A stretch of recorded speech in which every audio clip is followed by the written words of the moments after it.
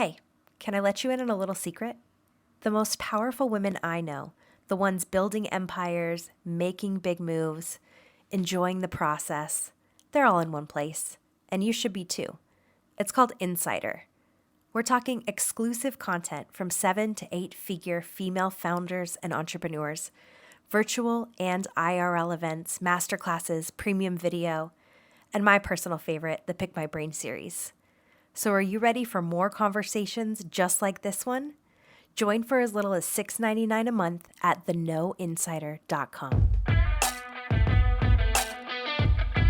Welcome to the High Achieving Female Podcast, powered by Know, where we believe high achieving female leaders deserve to be known. Here, you're going to get the tips, tools, and inspiration you need to network, grow, scale, and balance your business, career, and life. Okay, guess who I have in the chair with me today? Welcome to the High Achieving Female Podcast. It's Sarah and I'm with Trina, and this woman is about to blow your mind. Thank you so much for being here. Thank you for having me. Okay, so 50 fastest winner, and we're so excited to have you in the seat. You are the CEO of a family-owned business, New Horizons Bakery. Mm-hmm. Who likes your McMuffin? Your McMuffin. This is the baker. Well, not her. She's not baking. She is running this business. She is the baker of that McMuffin that you just ate this morning, everyone. Let's get into it. Sure. Tell us a little bit about you before we jump in and we go into they're probably thinking or watching this thinking the McMuffin. Yes, that is you. Let's go into baking and kind of how you got involved in the baking industry. I know this came from your father who was a route driver in New York. Let's talk a little bit about that, the early beginnings of New Horizons. Sure. My family's been in baking for 60 years. My father started out as a route salesman for Wonder Bread, Continental Baking, in Buffalo, New York. He was in school to be a pharmacist, but needed a real job because he got married and fell in love and started to have a family. But he was a hard worker, honest man, a Christian man, and had some folks along the way that saw his strengths, and he was promoted often. Mm-hmm. So I've lived in a different state every major grade. So I am flexible, agile. It's not a problem. But he always talked to us about working hard, being committed and dedicated. So after 30 years with Continental, he took an early retirement and purchased 2 McDonald's bakeries, one in Fremont, Indiana, and one in Norwalk, Ohio. He had 2 partners. He was the minority equity partner. And what year was this? 1995. 1995. Okay. But eventually over time, he bought out the partners and the family became 100% owners. I came on board in 2002. Okay. I had a young family, was married.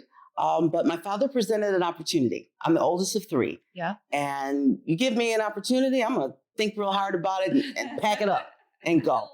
Because opportunity comes and goes in this life. Right. My husband was flexible, allowed me to pursue, and we came on board. I spent 16 years learning the business. I was not a baker. I graduated from the University of Connecticut. I had a major in marketing, a minor in Spanish. I was in sales and marketing and programming. But again, put it before me. I'm going to give it some thought, and then I'm on board. Did you always want to go into did you think you were going to go into this family business? Was that the dream, or were you Well, we didn't always have a family business. My father spent 30 years with Continental, and then an opportunity presented itself to him, and he brought us on. Yeah. But I never questioned it. Okay. When he brought it to the table, thought about it, talked to my husband about it, and we made it happen. And here's what we're going to do. And I love that. Why not? We were just talking off camera about how you're the oldest. Yes. And how you were empowered to lead. Yeah. Without choice. Yes. It's we were laughing because I'm actually the baby. So when I told you that the baby's never told that we have to do anything. Yes. And always the oldest, that's from the baby experience. Literally, I'm because I think about my brother and I'm he was always listen, we got to do some things and you're a bud. Yeah. And so you kind of were you were empowered to kind of lead and take over this family business, which is so, so incredible because of the things that you have done in your tenure of coming in. But one funny thing you also shared with me, and I actually think it's not really funny, but I think it's like, it's so great and admirable. You were just handed this job. You had to earn this job. Correct. You had to work for this job. Correct. And I think that this is so important to say because sometimes people get this like illusion that being in a family business just meant that like that was for you. Yeah. You were the successor. You were next in line. Mhm. And that wasn't the case in Right. this case because your dad actually hired someone else Yes. in the role. Yes. And let's talk about how you felt about that. Sure. For You're like, sure. "Hey, what do you mean? So some families, plan and lead up to the successor. And we're in a phase now, 30 years later, where we're working on those things. But that wasn't always the way. We are not new money, as you will, or old money. Forgive me. We're new money. We're trying to figure it out along the way and do our best by it. So when my father reached a point where he was ready to maybe slow down, 16 years with my time in the business, learning of the business, learning our stakeholders, working with him and making my own strides, he did hire someone else as president. A smart man, a financial man. Right. But he was not a baker. Yeah. And he didn't understand the people in our industry in the way that it needed to be understood. And my father gave me an opportunity. When this other person was leading our business, I learned from him. I didn't always like him. Yeah. He was very different from my father and wasn't running the business the way that I would have. But I did learn. He probably toughened me up a little bit, Probably. And made you kind of like probably fight for what you wanted. Yeah. Right. Yeah, for sure. Ultimately, For sure. you stepped in as the president and Yeah. the CEO, Mm-hmm. and what I thought was interesting, and I think it's just a testament to how you all have built this business, is your dad said, like financial, we need someone who knows money. We Yes. need someone who knows numbers. We know someone. We need someone who's going to like move this thing forward. Mm-hmm. And do you think that was because of his sales career? And that was because like we know ROI. We got to know our numbers at the end of the day. I mean, Mhm. is that Well, at the end of the day, you better know your numbers. right? But we may know them differently. We may learn differently. That's right. So you better know your numbers. Okay, no one's in this for their health. We do want ROI. We do want money in the bank. Right. We do, when I leave, I want to leave something for the people that worked so hard for me all these That's years. right. So he's right about needing to know the numbers. I'm not sure he exactly embraced that maybe my learning was different from his. My means of learning was different. So yes, know your numbers. You want to be successful in business, you need to know your numbers. You need to protect yourself. You need to challenge the people that are managing That's right. your numbers as That's well. right. What's it like being are you the only female CEO in this, like in the large baking world? I Or am. at least the producer for McDonald's. Well, McDonald's is 40% of our business, and we have a bakery council, a group of bakers. And I believe right now I am the only female CEO in that bucket. Let's right now. talk about what it's like, or what it was like to get there. Was it? That's the only woman. I mean, the way I look at this in the world is every industry is male dominated. Mhm. We could say, Yeah. because I think baking's for girls. Yeah. It's male. Fashion's for girls. Yes. Health and beauty is for girls. Or it's run by men. Yeah. What's it like being the only woman or being one of the only women Yeah. in this industry? Well, I tell you, I think Or let me say, woman at the top. what I am is an African-American female CEO of a multi-million-dollar business. That's it. All right? Mm-hmm. And we are making our mark. That's it. I love that. I could spend a lot of time repeating that. Mm-hmm. It would get me nowhere. Mm-hmm. It is evident. I'm comfortable with it. And people around me, if they want to work with me, will have to have some degree of comfort as well. That's right. This woman exudes power. Like I'm like, yes, girl, give it all to me for real. But some of the things that you have done are like no easy feat. Since taking over, you've grown this business Mhm. by $100 million in revenue a year. Again, you're one of the 50 fastest one of the 50 fastest growing woman-owned or led businesses in America, deemed by JP Morgan Chase. Yes. You all, when you started this, you were about 185 employees. You're 700 now. Yes. What are some of the things that, and I know Hmm. clearly it's not just you, and Correct. you're empowered by a team, but what are some of those big decisions that you made to really scale up? Sure. One of the first things I did was I found a president. Now I'm the CEO today, and I needed a president. So we have a very unique relationship. Oftentimes you have a CEO president as one role. That's right. I have a president COO. Okay. We've known each other for over 20 years. He is a baker. We respect each other and we work well together. His strengths may be my weaknesses and vice versa. So he's operations. He's operations. I lead the vision. I've got the future large growth plan.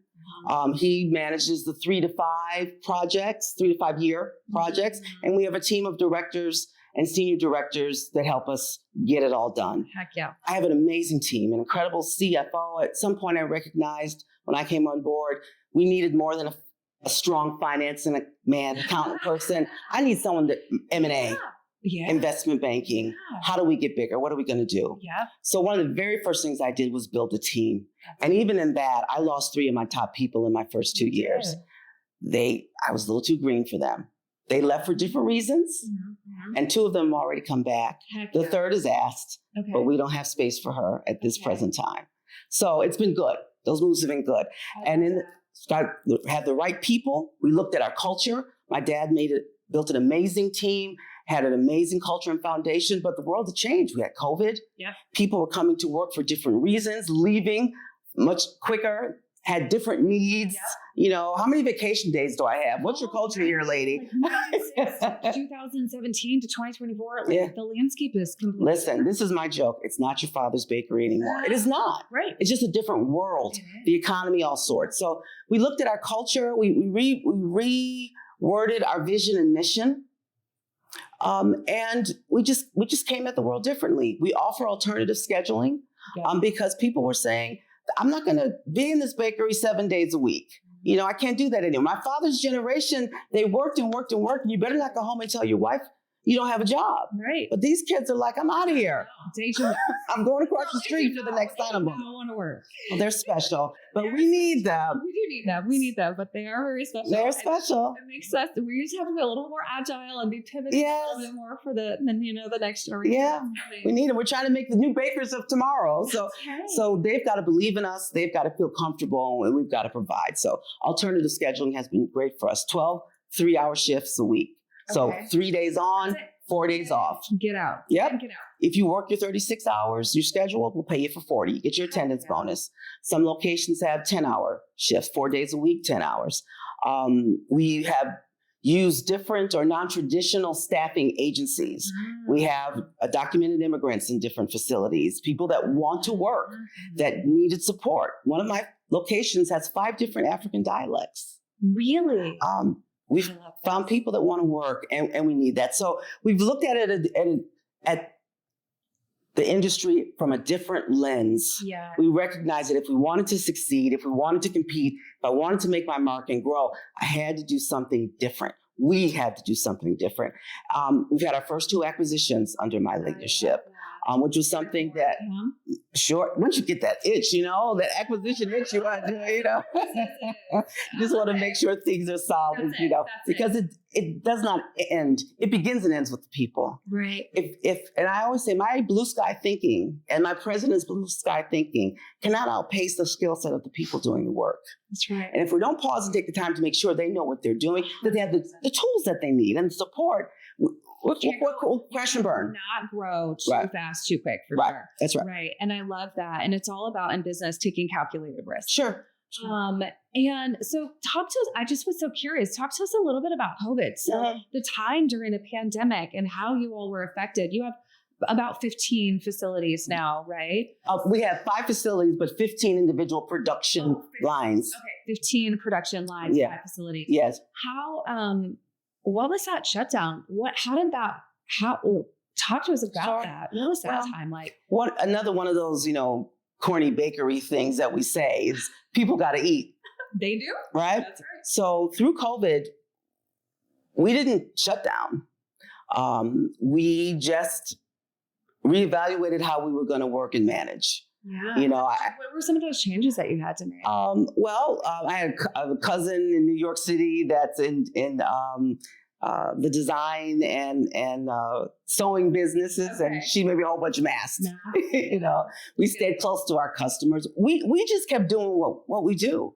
We made sure we were in touch with our customers. We provided the services that they needed. We protected our employees the best we can, the best that we could, but we didn't stop. We didn't stop. We never had to lay off anyone. Didn't have to lay off anyone. No. You just kept plugging along. We just kept plugging along in ways that kept everyone safe and allowed us to make our mark. I love that.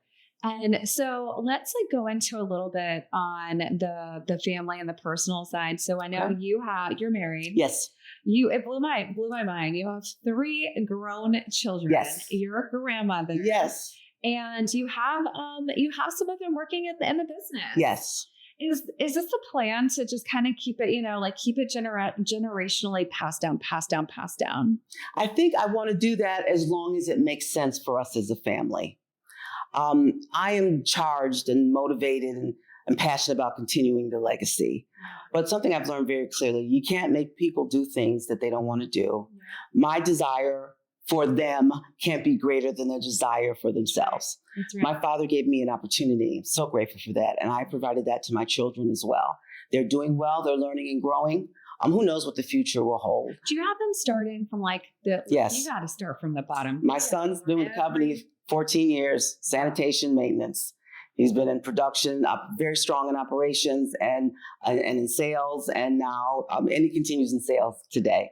My daughter's leading 2 of our newest facilities in human resources. So I want for them what makes them happy. Heavy is the burden. So you have to be sure that's what you want. And we'll see. My dad is 80 years old. He's been in the industry for 60 years. I joke and say, I will never work till I'm 80, but I'm having a good time. You are. And I can change how I work. That's right. I have a great team, and hopefully that will continue. My kids have a place. I haven't heard the right number yet. I'm trying to sell, but no one's giving me a number that's triggered me yet either.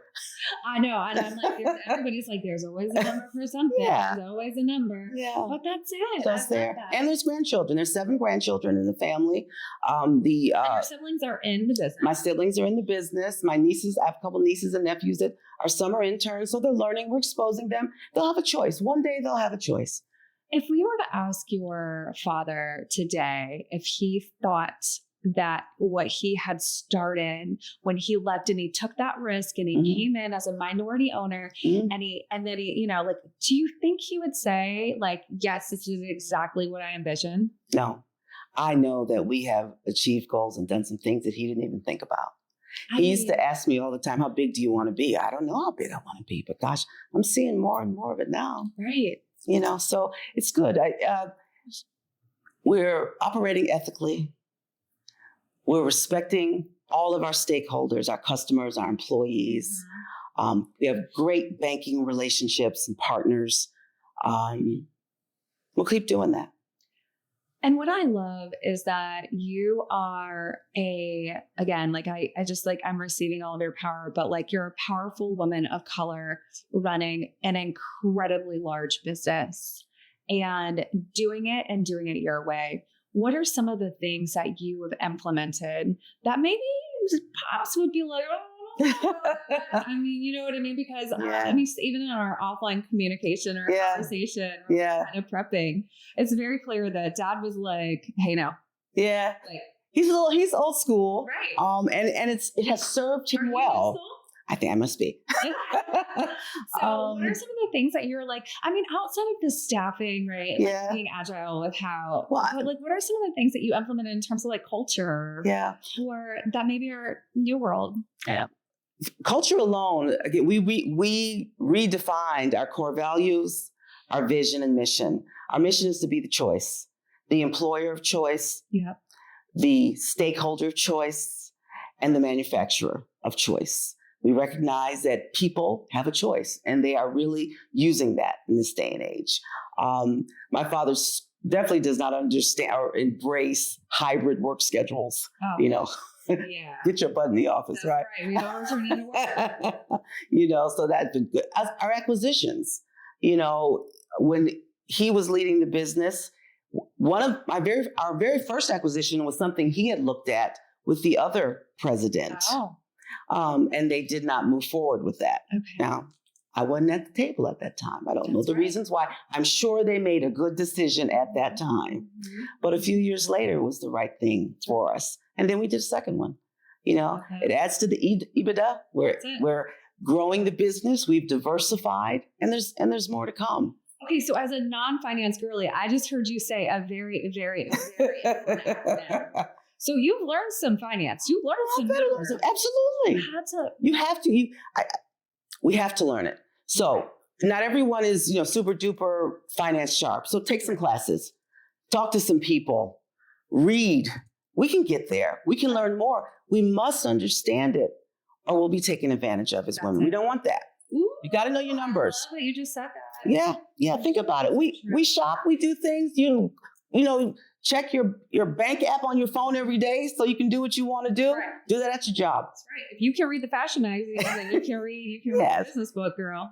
And not to imply that women all we do is want to shop, but at the end of the day, we can do these things. Absolutely. We must do these things to lead our business. Right. Get people around you that you can trust, but know for yourself. God bless the child. You've got to know for yourself. Got to know for yourself. I love that you say that. So what do you do for mentoring? Like, how are you mentoring the next gen? What are you doing to bring up these next future female or male leaders? Sure. Well, I start by trying to be a good example and checking myself when I lose it on occasion.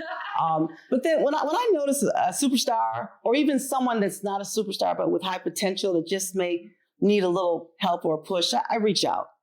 And I'm trying to do that for my family members when they receive. Right. And I have one young woman in my office. She's in a senior role, but she said, Trina, I'm concerned. Maybe you shouldn't mentor me because the gentleman that works for you is my boss and it's conflicting. I said, well, you need me. You do. So let's make an agreement that I'm not going to share any secrets and you're not either. And to this person. Right. And if you feel that there's compromise, either of us will address it. But we need each other here. Heck yeah. And I've learned along my way that you need a mixed bag of mentors and it can change. And that's okay. Mm-hmm. My father was my initial. My parents were my initial. But my dad, as a man, can't understand what I deal with day to day, even giving me his very best, which I'm sure he has. Mm-hmm. So I have different mentors. Different industries, male, female, different races. And I've changed them. And I do because my needs as I grow and develop and am challenged have changed. But you must have a truth teller. In that bucket, you've got to have one person that'll tell you the truth. That's right. You have to. You have to. Every day's not easy. Everything you do is not right. Sometimes our best intentions can be perceived poorly or can come off wrong. Right. And you got to look yourself. I believe I have to look myself in the mirror and say, after I say, you cute girl, I have to say you did the right thing. That's right. That's right. I love that you said that because it is so important to have truth tellers around us. Yeah. And I also agree with you. So when I look at my career that spanned 17 years of business ownership, I'm like, there was Mary, who was the mentor for 7 years. Mm-hmm. She opened the door. Yes. You have to have a variety of sponsors, mentors. Sure. And then advocates. And yes. When you reach a level, then it unlocks seasons and time. Sure. Right. And it only works though. However, the one little piece that must be there is that you've got to help somebody too. 100%. In some way. That's right. In some way.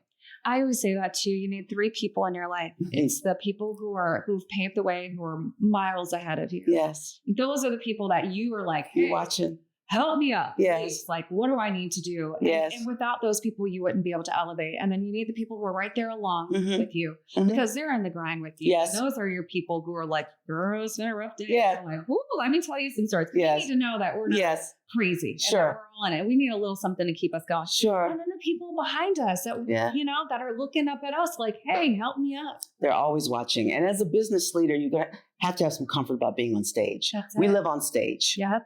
And folks are watching. People you wouldn't even imagine are watching. So, and it's hard sometimes because some days you don't want to show all up and proper. Some days are hard for you too. had an argument with your husband and in traffic on the way to work. And then people want things from you, you know, but if it's a role you accept, then you find a way to manage it through. You need support systems. You need a life beyond the business.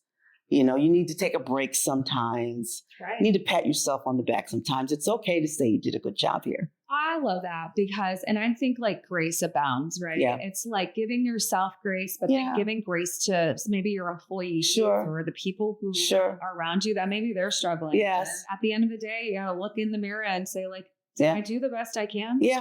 Did I do what I could do today? Great. Sure. Right? Thank God for another day. Go and try to do better. I love that. Yeah. Give us some advice. Like, what's one piece of advice that you took in your career that you would pass on, or maybe some quote or something that like was very impactful to you? Yeah. All this begins with loving yourself. You have to love yourself and believe that you can. After that, the rest is just what it is. If I've done it, you can do it. Be focused. Reach out to those that you see are doing things that you think are good and great. Ask the questions. Never stop asking the questions. Challenge your teams. But it starts with loving yourself and believing you deserve it. That's right. Do well. I love that.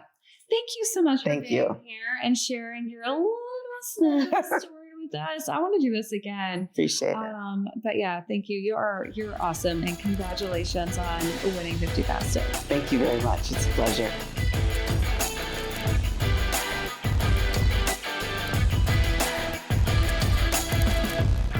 Thank you for joining us for this episode of the High Achieving Female Podcast, powered by No, where we believe it's time for high achieving women like you to be seen, heard, and recognized. Until next time, remember, you deserve to be known.